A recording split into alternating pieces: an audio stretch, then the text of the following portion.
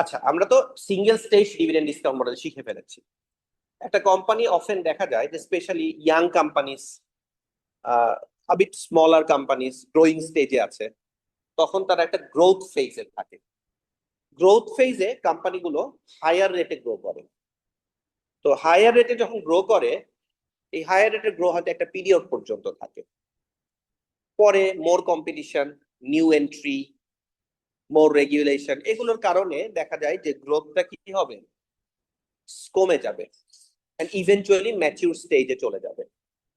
So এরপরে সে একটা transition ফেজে যাবে, from growth to mature. And eventually সে কোন স্টেজে আসবে, ম্যাচিউর ফেজে আসবে। এন্ড ম্যাচিউর ফেজের পরে মেবি একটা ম্যাচিউর ফেজে ফর মেনি ইয়ার্স থাকতে পারে, ম্যানেজমেন্ট যদি সেটাকে ধরে রাখতে পারে, অথবা এটা ডিক্লাইনেও যেতে পারে। যেমন আমরা আগের ক্লাসে ব্রিটিশ আমেরিকান টোবাকোর কথা বলছিলাম, ব্রিটিশ আমেরিকান টোবাকো ম্যাচিউর ফেজে আছে, so it can only decline, or it can ধরে রাখতে পারে, অথবা এমন কিছু প্রোডাক্ট বা ইনোভেশন বা এমন কিছু নিয়ে আসলে ইট ক্যান গ্রো আবার আগের থেকে। But once you become very large, ওখান থেকে গ্রো করাটা কি কঠিন। আর যখন ইউ আর স্মল, তখন গ্রো করাটা কি ইজিয়ার, বিকজ স্মল বেসটাই তো কম। 100 থেকে 10 হইলে, 100 থেকে 110 হইলে 10%, 1000 থেকে 10% বাড়তে গেলে 100 বাড়তে হবে। সো মার্কেটটাও has to be bigger enough to cater to you. তো এই কারণে প্রথম দিকে কোম্পানি গ্রোথ ফেজে থাকে, তখন তার মার্কেট শেয়ারটা বাড়ে, প্রফিট মার্জিন বেশি থাকে এবং হাই গ্রোথ স্টেজে থাকে। এটাকে আমরা বলছি সুপার নর্মাল গ্রোথ। এই গ্রোথটা সে সারা জীবন রাখতে পারবে না, সুপার নর্মাল গ্রোথ কখনোই থাকবে না, ঠিক আছে? সো সুপার নর্মাল গ্রোথ কেন থাকবে না? বিকজ আপনি যখন অনেক ভালো করবেন, একটা বিজনেস যখন অনেক ভালো করবে, একটা সেগমেন্ট যখন অনেক ভালো করবে, তখন আরেকটা কোম্পানি চিন্তা করবে আমিও তো এই বিজনেস করতে পারি। If there is no meaningful barriers to entry, তাহলে firms will come and they will grab more and more কি মার্কেট শেয়ার। সো তখন কম্পিটিশন বাড়বে। কম্পিটিশন যদি বাড়ে, তাহলে আপনি আগে যখন একা ছিলেন, maybe you are the first or second mover, তখন বাকিদের জন্য, বাকির আসার কারণে আপনার কিন্তু গ্রোথটা একটু কি হবে, স্লোয়ার হবে। সো তখন আপনি ট্রানজিশন ফেজ, গ্রোথটা আস্তে আস্তে কমে যাবে।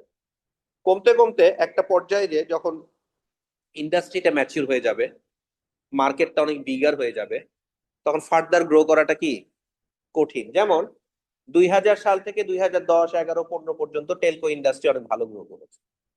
এখন টেলকো ইন্ডাস্ট্রির জন্য গ্রো করাটা খুবই কঠিন, কারণ ওর যে কাস্টমার বেস, এটা তো মোটামুটি হয়ে গেছে। Everybody has a mobile phone, everybody uses data.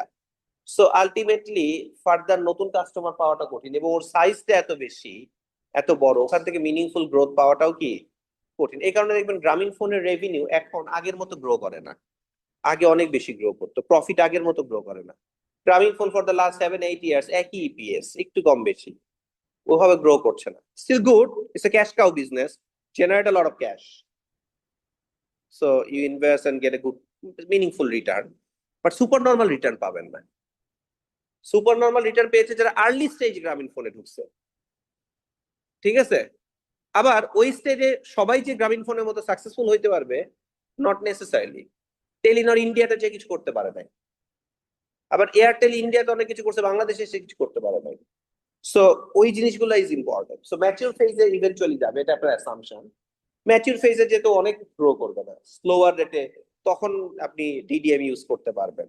So প্রথম ফিউ ইয়ার্স হায়ার রেটে গ্রো, তারপরে ম্যাচিউর স্টেজে constant growth dividend discount model use করে একটা টার্মিনাল ভ্যালু ক্যালকুলেট করবে। ফাইনাল টার্মিনাল ভ্যালু আর প্রথম যে 5, 7 বা 10 বছর আপনি ফোরকাস্ট করেছেন, এই দুইটা স্টেজকে আপনি প্রেজেন্ট ভ্যালুতে নিয়ে এসে সকল প্রেজেন্ট ভ্যালুকে আপনি কি করবেন, সাম আপ করবেন। এখন এই মডেলটাকে আমরা 2 স্টেজ ডিভিডেন্ড ডিসকাউন্ট মডেল বলতে পারি। যদি 3টা স্টেজ হয় তাহলে 3 স্টেজ ডিভিডেন্ড ডিসকাউন্ট মডেল বা মাল্টি স্টেজ বলতে পারি। 2 স্টেজ ডিভিডেন্ড মডেলে একটা ভেরিয়েশন আছে। কিছু কিছু অঙ্ক পাবেন এরকম যে প্রথম 5 বছর কোম্পানিটার ডিভিডেন্ড 10% রেটে গ্রো করেছে, ষষ্ঠ বছর থেকে 3% রেটে গ্রো করছে। তাহলে পঞ্চম বছরে 10% গ্রোথ থেকে ষষ্ঠ বছরে অ্যাব্রাপ্টলি ফল করেছে 3-এ। এটা একটা হতে পারে যে high growth super normal growth থেকে ম্যাচিউর ফেজে অ্যাব্রাপ্টলি ফল করবে। আরেকটা হতে পারে যে এটা 10 থেকে 3-এ আসবে কিন্তু অ্যাব্রাপ্টলি হবে না, লিনিয়ারলি অল্প অল্প করে হবে। এরকম অঙ্ক পেতে পারেন যে এইটা গ্রো করবে এট the rate of 10% for the first 5 years, এরপরে 10% থেকে 3% ম্যাচিউর গ্রোথে যাবে ওভার ওভার আ 10-year পিরিয়ড লিনিয়ারলি। 10 থেকে 3 মানে কি 7% ফল করলো, তাহলে 10 বছরে 7% ফল করতে গেলে লিনিয়ারলি প্রতি বছর 0.7% করে ফল করবে। এরকম একটা অ্যাসাম্পশন হতে পারে। এরকম অ্যাসাম্পশন যদি হয়, এই মডেলটার একটা নাম আছে, এটার নাম হচ্ছে এইচ মডেল। কি model? H model. Dividend growth rate is assumed to decline from an abnormal rate to the mature growth rate during the course of stage 1. So the growth rate could begin at 15% and eventually go to 7%, but abruptly 15 থেকে 7 আসবে না, linearly fall করবে। তো সেরকম যদি হয় তাহলে একভাবে অঙ্ক করতে হবে, আর অ্যাব্রাপ্টলি যদি ফল হয় তাহলে আরেকভাবে অঙ্ক করতে হবে। আমরা একটা অঙ্ক করে দেখি, ঠিক আছে? আর আমরা প্রথম কয়েক বছর যে ফোরকাস্ট করলাম, ফাইনালি একটা জায়গায় যে আমি টার্মিনাল ভ্যালু ক্যালকুলেট করতে হবে, কারণ ওর এটা তো চলতেই থাকবে। ওইটাই টার্মিনাল ভ্যালু। ধরেন আমি 5 বছর ফোরকাস্ট করলাম, ষষ্ঠ বছর যে একটা টার্মিনাল ভ্যালু ক্যালকুলেট করব, ওইটা প্রেজেন্ট ভ্যালু নিয়ে আসবো। সো সেটাকে আমরা বলছি টার্মিনাল ভ্যালু। মানে আমার যে জায়গাটায় ফোরকাস্ট শেষ, ওখানে আমার একটা টার্মিনাল ভ্যালু লাগবে। কারণ কোম্পানি তো চলতেই থাকবে বছরের পর বছর, আপনি তো 200 বছর ফোরকাস্ট করতে পারবেন। সো ফাইনালি আমরা একটা সিম্পলিফাইড অ্যাসাম্পশন নিতে হয়। তো একটা অঙ্ক করি আমরা। Carl G's Meditech AG, 65% owned by Carl G's Group, provides screening, diagnostic, and therapeutic system for the treatment of ophthalmologic problems. Reviewing the issue of mid-August 2013, when it is trading for 23.37 euro. সোজা কথা, ওর share price 23.37 euro. Hans Mattern, a buy-side analyst covering Meditech, forecast that current dividend হচ্ছে 0.40 যেটা আছে, এটা grow করবে at the rate of 9% per year during the next 10 years. So currently dividend 0.40, which is D naught, তাই না? D naught হচ্ছে 0.40, এটা grow করবে কত পার্সেন্ট রেটে? 9% রেটে। কত বছর? 10 বছর। 10 বছর পরে কি হবে? Thereafter, Mattern believes that growth rate will decline to 5% rate. 11তম বছরে এসে গ্রো করবে কত পার্সেন্ট রেটে? 5% রেটে। and এই 5% গ্রোথ রেটটাই চলবে ইনডেফিনিট, সেটা বলেছে, remain at that level indefinitely. Clear? Mattern estimates Meditech's required rate of return is 7.1%. Based on a beta of 0.90, 2.4% risk-free rate, R equity risk premium হচ্ছে 5.2. আপনাকে required rate of return দিয়ে দিয়েছে। এখন আপনি এটা করবেন, কিভাবে করবেন? প্রথম যেটা লাগবে সেটা হচ্ছে ইউনো ডি নট কত? 0.40। আপনার কি লাগবে? D1। D1 কত হবে? 0.40 মাল্টিপ্লাইড বাই 1 প্লাস 0.09। তারপরে কি লাগবে? D2। D2 কত হবে?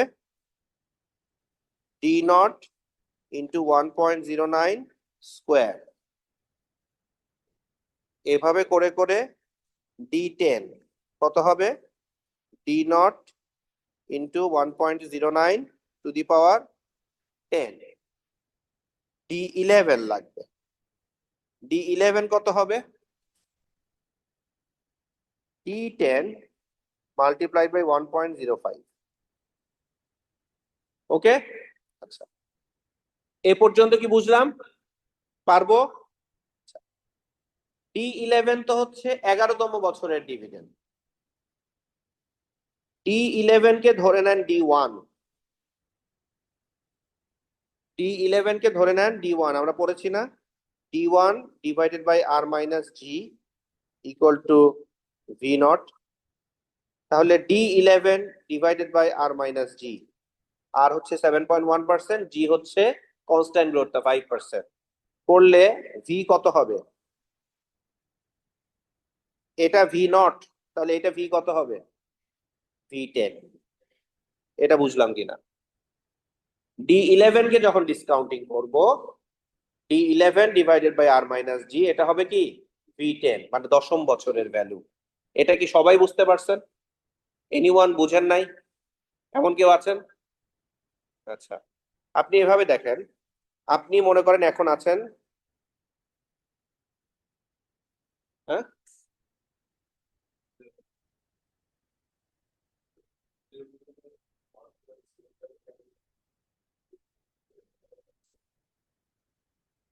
10 বছর গ্রো করবে 9% রেটে, এরপরে গ্রো করবে কত রেটে? 5% রেটে। কোথায় বলা আছে? ক্লিয়ার? আচ্ছা, এখন ধরেন আপনি আসছেন এক টাইম 0-তে, চলে গেলেন টাইম 10-এ, আর এটা টাইম 11। সো মনে করেন এইটা রাকিব, রাকিব যখন এখান থেকে এখানে আসবে, তখন রাকিবের জন্য এইটার 0 এখন। তাহলে D11 কি? D1। D1 divided by R minus G মানে কি? V0। তাহলে আপনার V0টা কোথায়? এখানে পাবেন না? So that is V10। বুঝতে পারলে? So now you got V10, আবার ইউ হ্যাভ D10। তাহলে 10ম বছরে আপনার দুইটা ভ্যালু আছে, একটা হচ্ছে ওই সময়ের শেয়ারের ভ্যালুটা কত, আর ওই সময়ের ডিভিডেন্ড কত। ওটা তো একই টাইমে, তাহলে এই দুটো আমরা কি করব? যোগ করব, করে ডিসকাউন্টিং করব 7.1% রেটে। কত বছর? 10 বছর। So D10 plus V10 divided by 1 plus 0.071 to the power কত? 10। এটা করলে 10ম বছরের ডিভিডেন্ড আর 10ম বছরের ভ্যালুর যে সমষ্টি, সেটার প্রেজেন্ট ভ্যালু পাবো। সিমিলারলি D9 কে ডিসকাউন্টিং করব 1.071 two the power 9। D8 K discounting করব, D7 কে ডিসকাউন্টিং করব, এভাবে করে D1 পর্যন্ত সবগুলোকে ডিসকাউন্টিং করব। তাহলে কয়টা প্রেজেন্ট ভ্যালু পাবো? 10টা। এই 10টা প্রেজেন্ট ভ্যালুকে যোগ করব, তাহলে কি পাবো? এই ইকুইটিটার ভ্যালু বেসড অন দিস অ্যাসাম্পশনস। এরকম একটা অঙ্ক যদি পরীক্ষায় দেই, করতে পারবো, স্টেপ বাই স্টেপ ক্যালকুলেট করে সুন্দর করে দেখাবো। কমপ্লিট করলে ফুল মার্কস, না করলে 0 versus partial, depending on how much partial you have done, তাই না? সবাই তো একরকম হবে না। একটা নন ডিভিডেন্ড পেইং স্টকও ভ্যালু করা সম্ভব যদি আমি অ্যাসিউম করতে পারি কবে তারা ডিভিডেন্ড শুরু করবে। তখন একটা কোম্পানি ডিভিডেন্ড দেয় না, মনে করেন এই কোম্পানিটাই ডিভিডেন্ড দেয় না, প্রথম 10 বছর ডিভিডেন্ড দিবে না, 11তম বছর থেকে ডিভিডেন্ড দিবে। 11তম বছরের ডিভিডেন্ডটা আমি প্রজেক্ট করতে পারছি বা অ্যাসিউম করতে পারছি।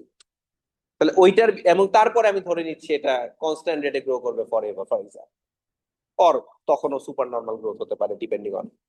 তাহলে 11তম বছরের ডিভিডেন্ডকে যখন আপনি ডিসকাউন্টিং করবেন, D1, ওটাকে D1 ধরে নেবেন, ধরে R মাইনাস D করবেন, D10 পাবেন, V10 পাবেন। ওই V10 কে ডিসকাউন্টিং, এর মধ্যে তো কোনো ক্যাশ ফ্লো নাই, তাহলে ওইটাই হবে ভ্যালু। So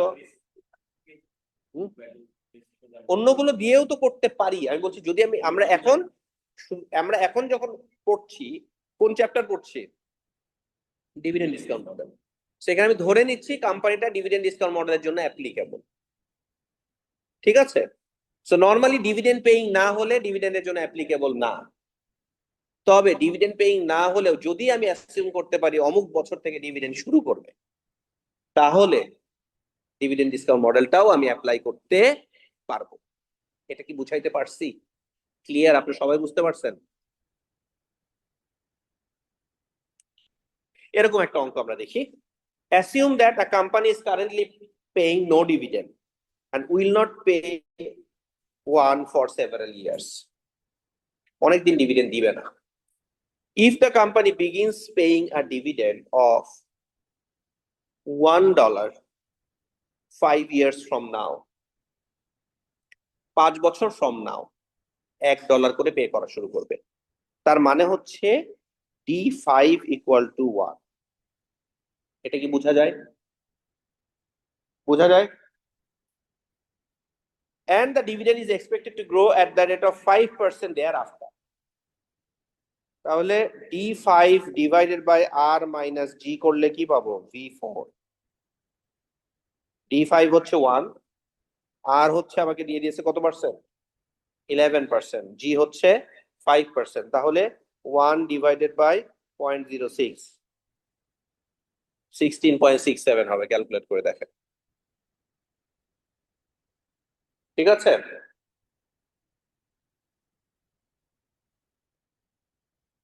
clear? সো এভাবে করে 16.67 যখন আমরা পেলাম, এটা 4 বছর পরের ভ্যালু। ওটাকে আবার ডিসকাউন্টিং করে জিরোতে নিয়ে আসবো।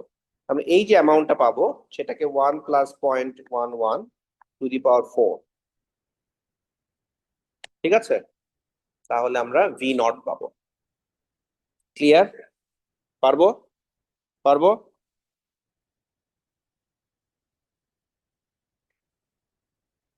H model.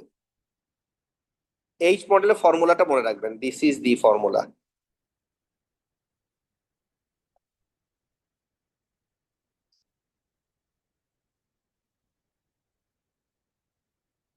ফর্মুলাটা আমি একটু এক্সপ্লেইন করি, মানে কোনটা কি জিনিস।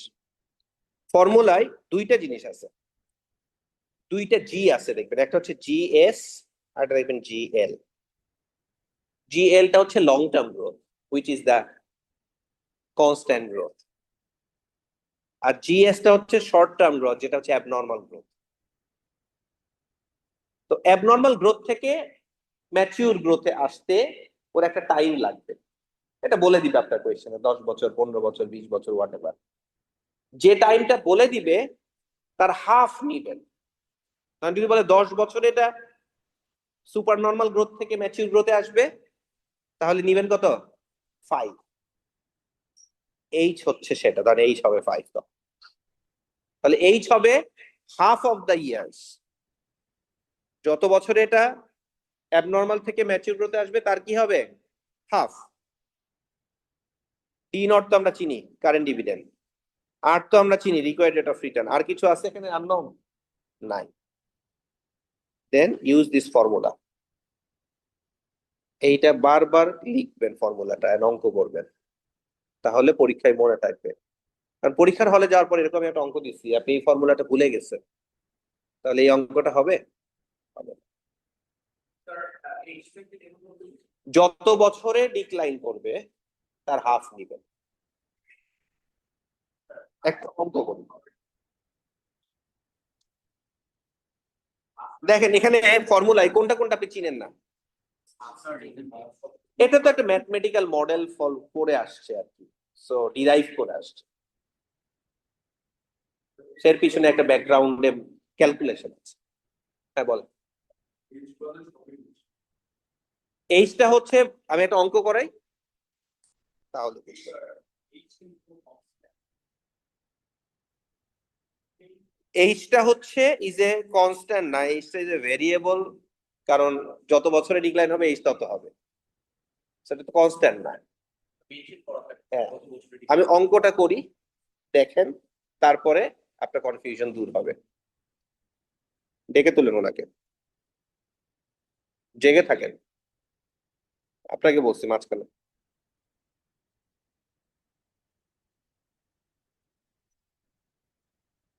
এই অঙ্কটা valuing a stock with H model. Having decided to compute, আপনি ডিসাইড করেছেন এই কোম্পানির জন্য এইচ মডেল ইজ ওকে। মনোযোগ। কোম্পানিটার share price 41.7, current dividend 1.77, this is কি D naught. Okay, initial dividend growth rate 7%, DS, declining linearly during a 10-year period, তাহলে H ধরবেন 5, এটা বলে দিবে কত বছরে ডিক্লাইন করবে, যত বছর বলবে তার কি ধরবেন, হাফ। এটা একটা ম্যাথমেটিক্যাল মডেল থেকে আসছে। ধরেন এইভাবে যদি আপনি এটাকে অল্টারনেটিভলি কি করতে পারতেন, 10 বছরে যেহেতু ডিক্লাইন করবে, তাহলে প্রথম কত বছর, প্রথম যত বছর গ্রো করবে, ধরেন initial growth rate during 7 declining initially during the 7-year period. আচ্ছা, ধরেন মনে করেন প্রথম ফিউ ইয়ার্স এটা গ্রো করলো, ধরেন প্রথম 5 বছর, ষষ্ঠ বছর কি হতো, ওইটা ইন্টু 1.07 না হয় 0.6 হইতো, না 0.7 থেকে কততে আসছে 4, 7 থেকে 4 হলে 3%, 3%-এ আসতে 10 বছর লাগবে, তাহলে প্রতি বছর 0.33, তাহলে প্রথম বছর আপনি ক্যালকুলেট করতে হচ্ছে D5 হতো 1.067, তারপরটা হতো 1.064, তারপরটা হতো 1.061, এভাবে 10টা ডিভিডেন্ড ক্যালকুলেট করতে, ওইভাবে করে যে ক্যালকুলেশন হবে আর এই ফর্মুলায় যে ক্যালকুলেশন হবে হাফ ধরলে একই হবে। এটা একটা শর্টকাট ফর্মুলা। হ্যাঁ, লিনিয়ারলি ডিক্লাইন করছে।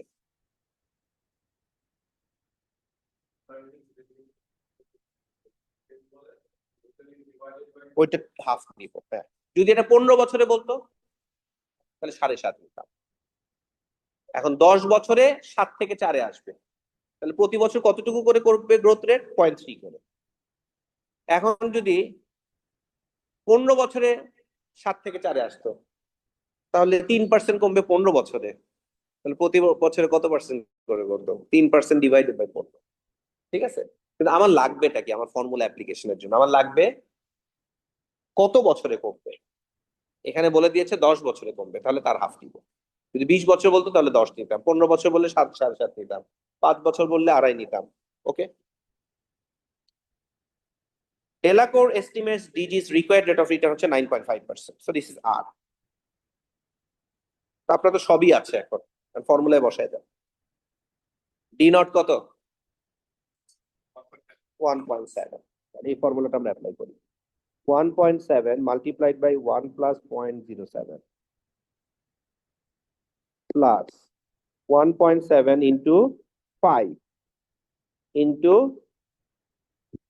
0.07 minus 0.04 না 4, তাহলে 0.07 minus 0.04 মানে কি 0.03, 0.03 divided by R কত 0.095,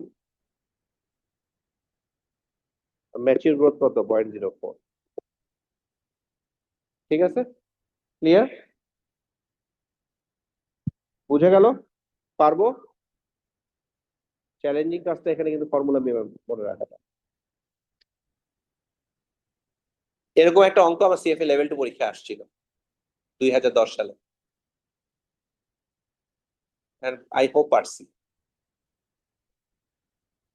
তবে প্রশ্নটা এভাবে আসে নাই, লেভেল 2 তে প্রশ্নগুলো আসতো এরকম, একটা গল্প থাকতো, সেখান থেকে 6টা এমসিকিউ থাকতো, লাইক আমরা কম্প্রিহেনশন করতাম না, কম্প্রিহেনশন টাইপ একটা কেসটার বেসিসে 6টা এমসিকিউ থাকতো, তার মধ্যে হ্যাঁ হ্যাঁ তার মধ্যে এরকম একটা কোয়েশ্চেন থাকতো, যেটা হয়তো এইচ মডেল একটা কোয়েশ্চেন, এরকম আরো 5টা কোয়েশ্চেন থাকতো। লেভেল 1 লেভেল 2 এমসিকিউ, লেভেল 3 তেও এমসিকিউ আছে, আর কিছু ডিরেক্ট আনসার বা রাইটিং।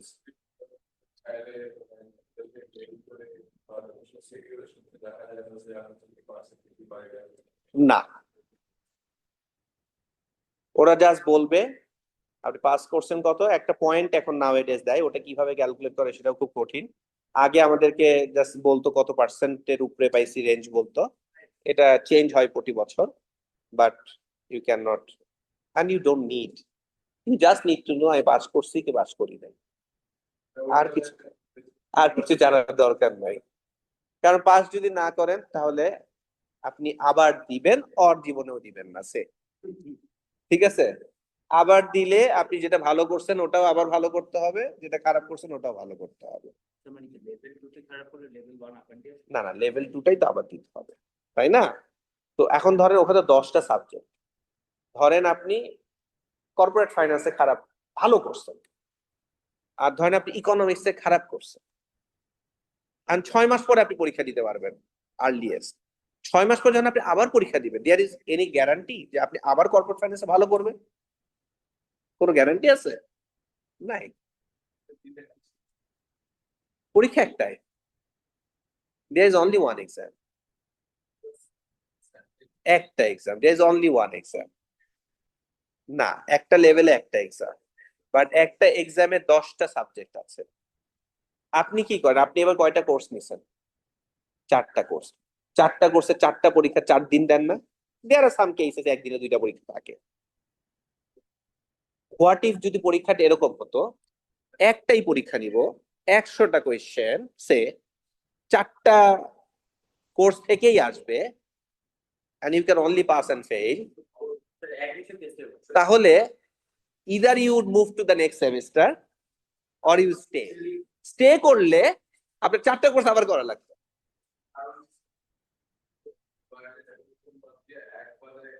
হ্যাঁ, but is it difficult compared to what is now? Yes.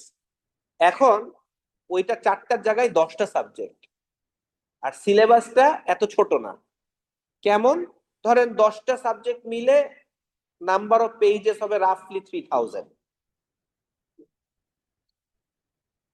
আপনি যে এই সিকিউরিটি অ্যানালিসিস আমি স্লাইড পড়াচ্ছি পড়ছেন, রাইট? আপনার তো মোস্ট কোর্সেস এভাবে হয়, আপনার তো কেউ বই পড়েন না। পড়েন কেউ বই?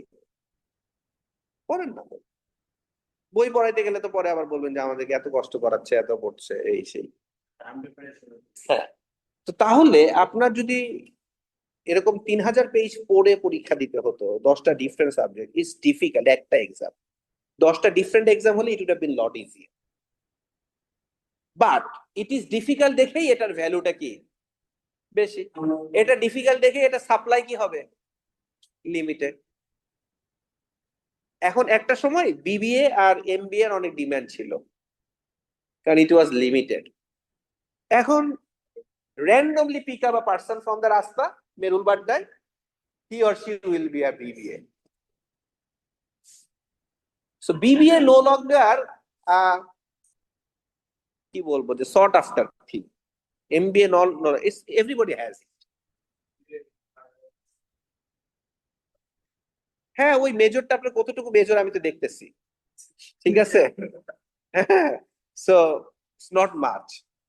যাই হোক, আমরা সিএফএ অ্যাটেম্প করব, গ্রাজুয়েট করব, তখন তো সিএফএ এর সিমিলারিটি হয়ে যাবে। হচ্ছে না এই কারণে, কারণ প্রতি বছর যে নাম্বার অফ পিপল পাস করে এইটা খুব বেশি না। আর the world is getting bigger and bigger, role গুলো ফাইন্যান্সিয়াল সেক্টরটা বিগার। সো আলটিমেটলি ধরেন আপনি এভাবে চিন্তা করেন যে there are lot of people are getting retired as, আর এটা ফ্লাডেড হয়ে যাচ্ছে না, নাম্বারটা বাড়ছে না। সো নাম্বারটা ধরেন it's like a chartered accountancy. Chartered accountancy আপনার আজ থেকে বাংলাদেশে কত বছর ধরে আছে? অনেক বছর ধরে। তখন অনেক শর্ট আফটার ছিল, এখন অনেক শর্ট আফটার আছে, কারণ এটা নাম্বারটা অত বাড়ে না। ইন্টেনশনালি করা হয়েছে না। একটা জিনিসটা কি, it's difficult, right? Since it's difficult, Tom, Dick and Harry cannot do it. So চাইলেই এটা হবে না, বুঝতে পারছেন? আপনার এই ক্লাসে কয়জন আছেন? আপনারা ধরলাম 25 জন আছেন আর 20 জন আছেন, এর মধ্যে 10% people are bit different, a bit top. ওরা is lot different from the other people. এটা সবসময় হয়, রাইট? সবাই যদি ভালো হয়ে যায় তাহলে কেমনে হবে? হয় না, এটা doesn't happen.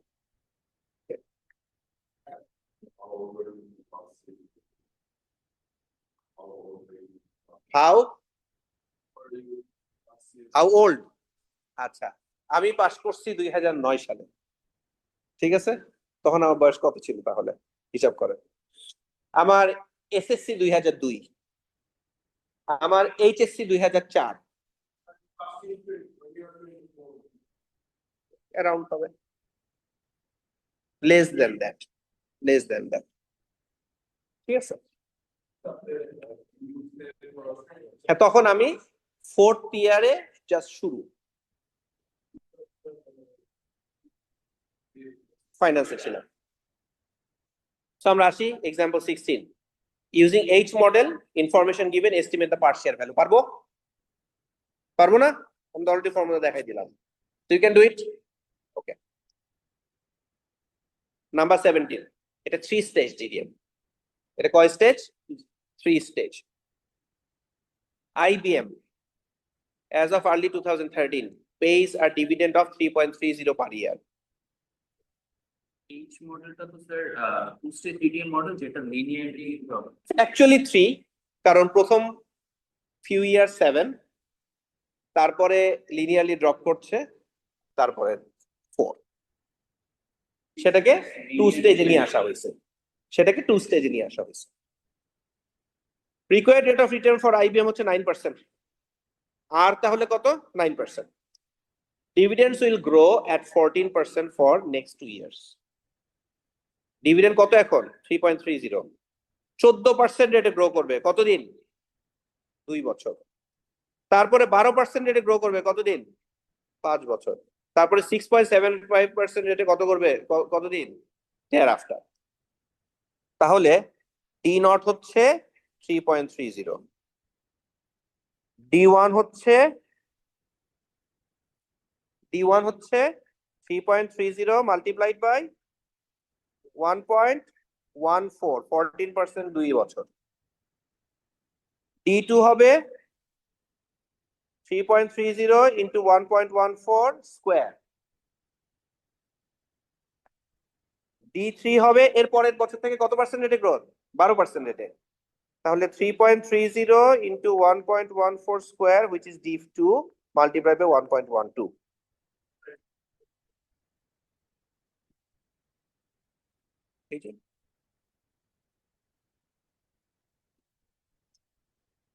So D naught, D1, D2, D3, D4 হবে এটার উপর স্কোয়ার, D5 হবে এটার উপরে কিউব, D6 হবে এটার উপরে 4।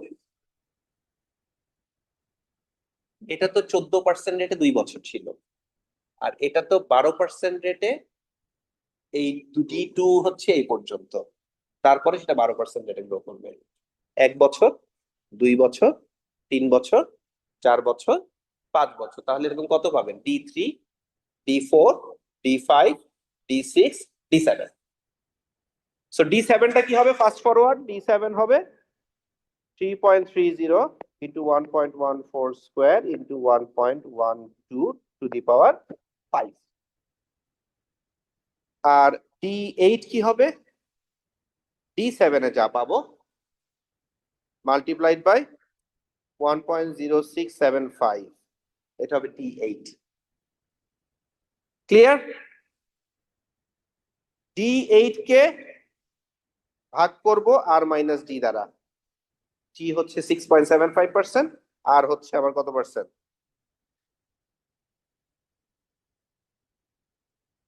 9%। তাহলে পাবো হচ্ছে V7। V7 আর D7 যোগ করব, 7 বছরের ডিসকাউন্টিং করে নিয়ে আসবো। V6 কে ডিসকাউন্ট করবো, V5 কে ডিসকাউন্টিং করবো, মানে D6 কে ডিসকাউন্টিং করবো, D5 কে ডিসকাউন্টিং করবো, D4, D3, D2, D1 সবগুলো প্রেজেন্ট ভ্যালুকে কি করব? যোগ করব। তাহলে ভ্যালুটা পেয়ে যাব বেসড অন কি? Multi stage dividend discount model. ঠিক আছে?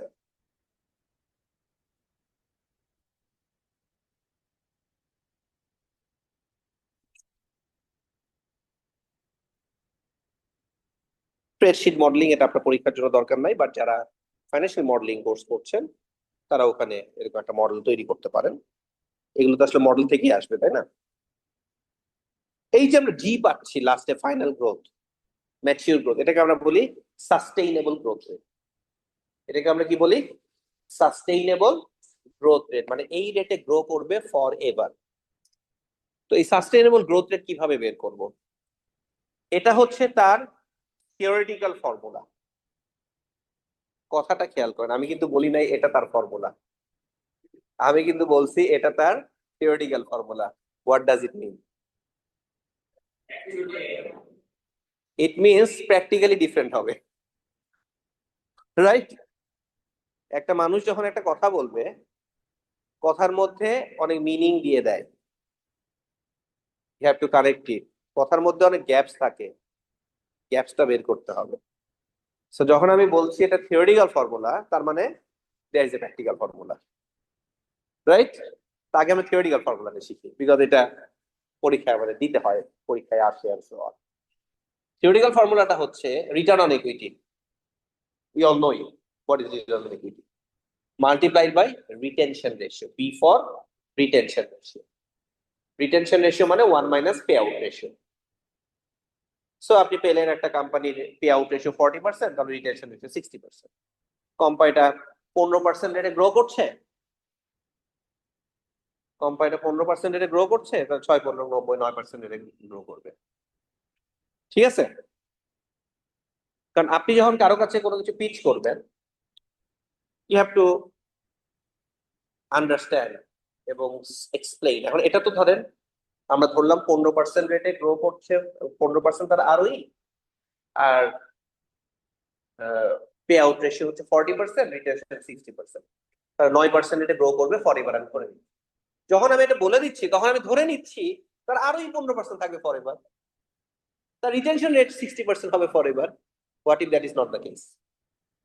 এখন একটা জিনিস মাথায় রাখবেন, একটা company in the short run তার ইন্ডাস্ট্রির চেয়ে হায়ার রেটে গ্রো করতে পারে নাকি পারে না? ধর whole industry is growing at a 5% rate, ওর মধ্যে একটা company is growing at a 9% rate. Can that happen? হতে পারে, বিকজ কোম্পানিটা is better than others. Some other company is growing at a lower rate, এই কোম্পানিটা গুড, এই কারণে হায়ার রেটে গ্রো করছে। টেম্পোরারি হতে পারে, ফর এভার হতে পারে। Yes or no? হ্যাঁ, কেমনে? স্যার শর্ট টার্মে স্যার কোম্পানি মাল্টিপ্লিকেশন করতেই পারে স্যার, পটেনশিয়াল হাই থাকলে, অথবা এটা তো আমরা বলছি শর্ট টার্মে পারে, লং টার্মে পারে? আপনি বললেন ইয়েস। ইয়েস কেউ বলছেন? বললে বলেন, সমস্যা নাই। হ্যাঁ, কেন পারে?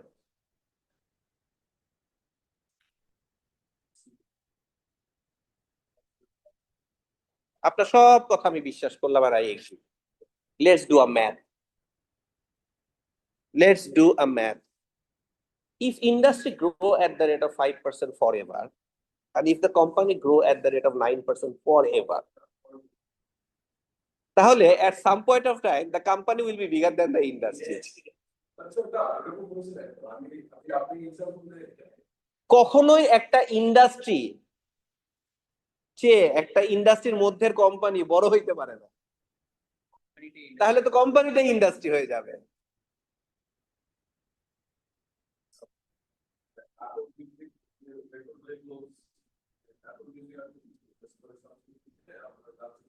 Now Apple Music, they own like 80% of the production of this. They even own Spotify. Still 80%. Still 20% left to some others. Whatever. But company টা তো, brother, try to understand. This is a set. ঠিক আছে?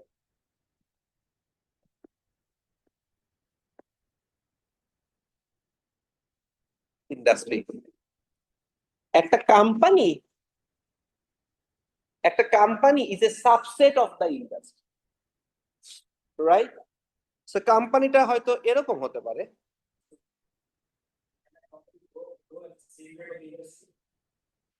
হ্যাঁ, একটা পর্যায়ে যে সেটাও হতে পারবে না রিয়েলিস্টিকলি, বিকজ দেন, না সেটা হতে পারে, সেটা হতে পারে, company can grow at the rate of industry, that can হতে পারে। সো কিন্তু কোম্পানি যদি বিগার রেটে গ্রো করে, আপনি টাইমটাকে এক্সটেন্ড করে দিবেন, তাহলে কি হবে? একসময় কোম্পানি এর চেয়ে বড় হয়ে যাবে। Industry is composed of all the companies producing and selling their services. So mathematically, it can never happen. আপনি said again, Venn diagram again, it cannot. তাহলে কোম্পানিটাই become industry, company becomes monopoly, right? So একটা company কখনোই তার ইন্ডাস্ট্রির চেয়ে forever grow করতে পারবে না। টেম্পোরারিলি হতে পারে 5 বছর, 10 বছর, 15 বছর, whatever, কিন্তু ফরএভার হইতে পারবে না। এটা হচ্ছে একদম ট্রু, ঠিক আছে?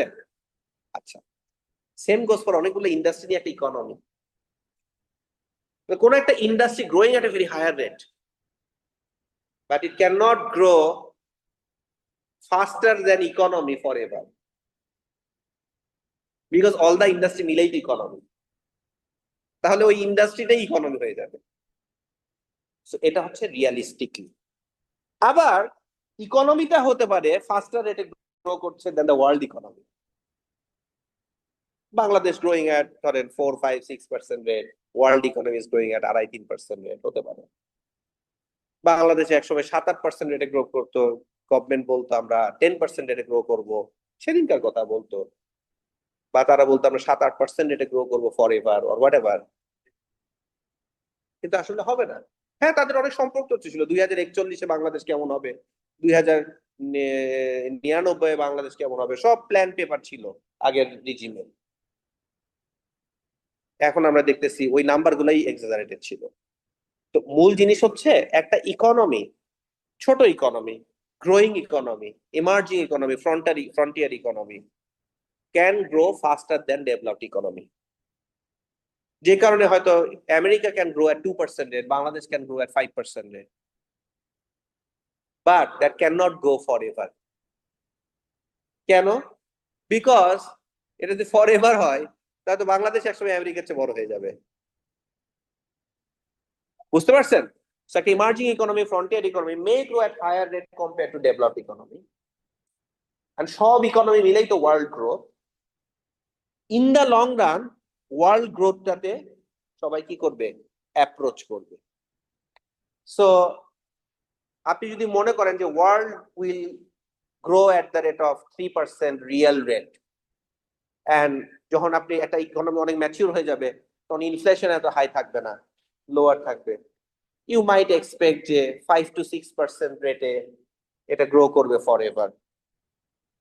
ইভেন আমরা যে অ্যাসাম্পশন ধরি ফর এভার গ্রো করবে, এটাও রং রিয়েলিস্টিক, কারণ কোন কোম্পানি ফর এভার গ্রো করে না। একটা সময় কোম্পানি কি হয়? মরে যায়। কিন্তু অত অ্যাসাম্পশন আমরা নিতে পারি না। আমরা একটা টার্মিনাল ভ্যালুর একটা অ্যাসাম্পশন নেই যে একটা ম্যাচিউর লেভেলে ওইটা সুপার নরমাল গ্রোথ রেট থেকে অনেক কম হবে। সো আপনাকে যদি আমি একটা মডেল বিল্ড আপ করতে দেই, এন্ড সেখানে যদি আপনি ধরে নেন যে একটা কোম্পানি, বাংলাদেশি একটা কোম্পানি 10% রেটে গ্রো করবে for ever, I will definitely question you why you have taken 10% rate. Even বাংলাদেশের ক্ষেত্রে স্যার এই লাস্ট অ্যাসাইনমেন্টে ভার্চুয়ালটা করতে যে স্যার রিটেনশন রেশিও স্যার অনেকগুলোর স্যার পে আউট রেশিও দেখা যাচ্ছে 100% বেশি। জি স্যার, কারণ কিছু মানে কিছু ইয়ার্সে হয়তো ওরা ডিভিডেন্ড দেয় না, পলিসি চেঞ্জ করে আরেকটা ইয়ারে বেশি পে সো ওটা তো কাম ব্যাক করবে। হ্যাঁ, ওইটাই। সো আলটিমেটলি তখন প্র্যাকটিক্যাল পার্সপেক্টিভে কি করতে হয়, আমরা ধরে নেই ওয়ার্ল্ড অ্যাট বেস কত গ্রো করতে পারে। এটার জন্য আইএমএফ, ওয়ার্ল্ড ব্যাংকের অনেক ডকুমেন্টস আছে, we can cite those, and eventually we can এভাবে চিন্তা করতে পারি, okay Bangladesh might grow similar to that rate or close to that, whatever. ঠিক আছে, এভাবে চিন্তা করতে পারেন। কিন্তু টার্মিনাল গ্রোথ যদি আপনি অনেক বেশি ধরেন তাহলে কি হবে? আপনার ভ্যালুয়েশনটা অনেক বেশি আসবে। আবার একটু যদি কম ধরেন তাহলে ভ্যালুয়েশনটা অনেক কম আসবে। The sensitivity of the value of the company with the terminal growth rate, এইটা অনেক অনেক বেশি সেন্সিটিভ। ওই কারণে এখানে ভুল করা যাবে না, ওটা খুবই ইম্পর্টেন্ট। কারণ আপনি যখন এটা মডেলে ফেলবেন, আপনাকে মডেল ইউজ জিজ্ঞেস করবে যে তুমি এটা চিন্তা করছো, এটা রং। এন্ড এটা যখন আপনাকে বলবে তখন এটাও বুঝবে যে আপনার ওই আন্ডারস্ট্যান্ডিংটা নাই, you are still not mature enough to, তার মানে আপনি একটু ইনএক্সপেরিয়েন্সড অ্যাজ ওয়েল। বুঝা গেল? So sustainable growth rate, the higher the return on equity, the higher the dividend growth, always prosper. But return on equity টাই যে অনেক high continuously থাকবে, নট নেসেসারিলি, বিকজ একটা কোম্পানি যখন অনেক high rate of return on equity earn করবে, super normal return earn করছে, এটা দেখে দেয়ার উইল বি কি more competition. If there is no significant barriers to entry, তাহলে অন্যরা চলে আসবে। আর যদি ব্যারিয়ার্স টু এন্ট্রি থাকে, তাহলে সে তার হাই রিটার্ন অন ইকুইটিটাকে বজায় রাখতে পারবে। আপনাকে খুঁজতে হবে what are those barriers to entry. যেমন অ্যাপল অনেক high rate of return earn করে, ক্যান এনিবডি অ্যাপলের এটা দেখে অ্যাপলের মতো শুরু করতে পারবে? কেন পারবে না? What are the barriers to entry? Everything barriers to entry, চাইলে এটা রেপ্লিকেট করতে পারবে না। সো তার মানে তার যে ব্যারিয়ার্স টু এন্ট্রি এটা অনেক স্ট্রং, চাইলে কেউ ইনভেস্ট করতে পারবে না। কিন্তু ধরেন আজকে যদি কোনো একটা অ্যান্ড্রয়েড মেকার্স অনেক ভালো করে, হ্যাঁ, এটা অনেক সিগনিফিকেন্ট ডিসরাপশন লাগবে। বাট এগুলো কি ব্যারিয়ার বলা যেতে পারে? কারণ প্যাটেন্টেড ওয়ার্ক থাকবে, ঠিক আছে, মার্কেটে এন্ট্রি তো ব্লক। নাও তাহলে কোয়েশ্চেন চলে আসলো, হোয়াট আর দ্য ব্যারিয়ার্স? আমরা ইকোনমিক্স এর ভাষায় এই জিনিসটাকে মানে আমরা বলছি যে সে Apple has a sustain competitive advantage. Sustain competitive অ্যাডভান্টেজকে আমরা বলি ইকোনমিক মোট। ঠিক আছে, আমি এর আগে এই কথাটা উচ্চারণ করছিলাম মনে হয়, মোট বা ইকোনমিক মোট। ওয়ারেন বাফেট যখন কোনো কোম্পানি পিক করে, he looks for the company that has moat. What are those moat? Moat হচ্ছে ইজ লাইক স্ট্রং ব্র্যান্ড, যেটার কারণে there is severe brand loyalty. এত পরিমাণ ব্র্যান্ড লয়্যালটি যে কেউ চাইলেই এটাকে ব্রেক করতে পারে না। Very strong brand. কারণ Rolex for example, they maintain their brand so that they can sell their watches at a very high price. Huh? ওইটাই। So they will sell very few and make a lot of money rather than. So if you want to be another Rolex, there is a significant barrier to it and significant investment লাগবে। Okay, তেমনি ধরেন ফেরারি, টেসলাকে ধরেন এখন BYD একটু try করছে এবং অনেকখানি করে ফেলছে, কিন্তু there is no other। এবং বিওয়াইডির এটা করতে যে সিভিয়ার গভর্নমেন্ট হেল্প লাগছে, সিভিয়ার ইনভেস্টমেন্ট লাগছে, গভর্নমেন্ট চাইছে এটা হোক দেখে হয়েছে, আদারওয়াইজ হইতো না। Because they wanted a Chinese company compete with an American company. হ্যাঁ, সো ওই লেভেল অফ ফান্ডিং এটা প্রাইভেটলি হইতো না। ঠিক আছে, তো এরকম অনেক কোম্পানি আছে। তার ধরেন ইভেন বাংলাদেশে বিকাশ ফর এক্সাম্পল এমন একটা লেভেলে গেছে, অনেকেই চেষ্টা করতেছে বিকাশের মতো আরেকটা হবো, ইটস ডিফিকাল্ট। হ্যাঁ, নগদ চেষ্টা করছে উইথ দ্য গভর্নমেন্ট হেল্প। বিকাশের জন্য এক নিয়ম, নগদের জন্য আরেক নিয়ম, পারে নাই। ইভেনচুয়ালি নগদ ইটসেলফ বিকামস, নগদ নিয়ে এখন গভর্নমেন্ট এত বিপদে আছে, they don't know how to do it. Prime minister and other minister বসে চিন্তা করে, মিটিং করে, তারপরে they end the meeting with no decision. They don't know how to do it, what to do it, because there is severe ভিতরে এত গ্যাঞ্জাম আছে। It was আমি আগের রেজিমে বলতাম it was a scam. তো গভর্নমেন্ট সিকিউরিটি মানি নিয়ে স্ক্যাম করছিল। হ্যাঁ, সবাইকে বলতাম না, এই জন্য শুনবেন না, মানে খুব ক্লোজ মানুষদেরকে বলতাম যে I feel like it's a scam. কিছু বলবেন?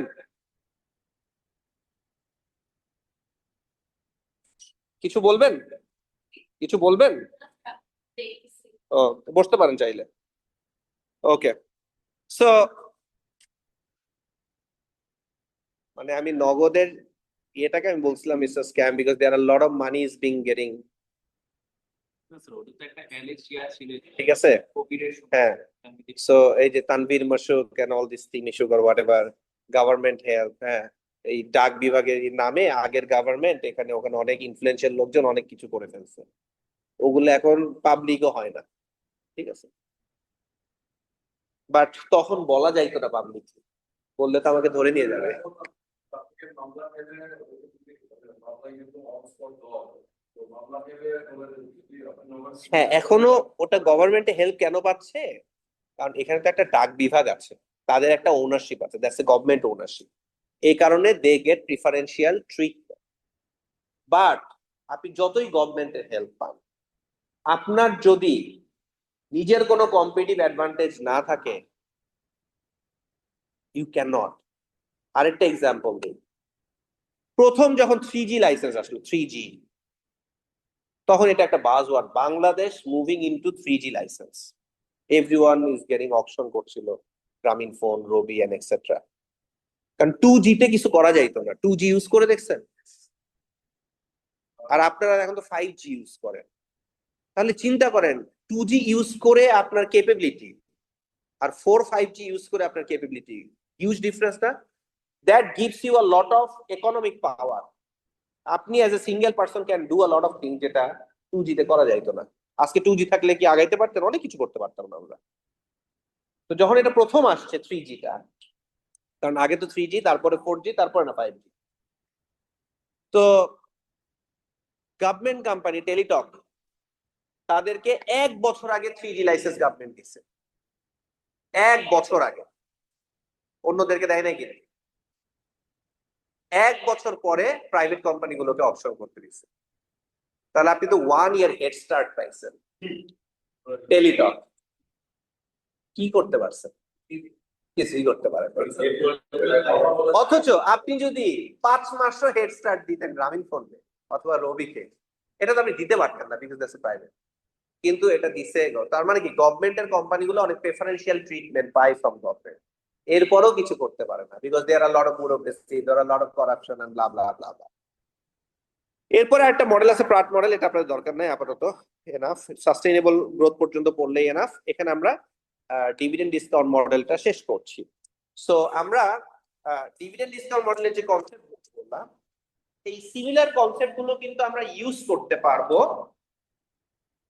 ইয়েতে, আমাদের হচ্ছে ফ্রি ক্যাশ ফ্লোতেও ইউজ করতে পারবো, রেসিডুয়াল পারবো।